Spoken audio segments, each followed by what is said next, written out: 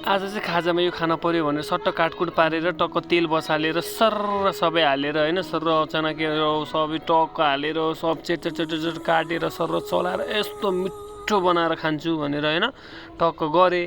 अनि सर्र नुनसुन हालेर बेसार सेसार हालेर सट्टबाट धुवा नै आउने गरी क्या यस्तो मिठो बनाएर टक्क हाल्दाखेरि त यस्तो दामी देखिरहेको थियो नि। टक्क चाउमिन हाल्दाखेरि त वा चाउमिन र सप्राक चलाएँ। अब ल्याम चलाइसकेपछि अब मिठो त हुन्छ भन्ने थाहा छ हो। त्यसपछि चलाएँ एकछिन चलाएँ टक्क अब यस्तो फ्राई पनि उडाएँ अझै, किनभने अब खाँदाखेरि पनि यस्तो मन उड्ने तरिकाले चाहिँ चाउमिन उडाएँ।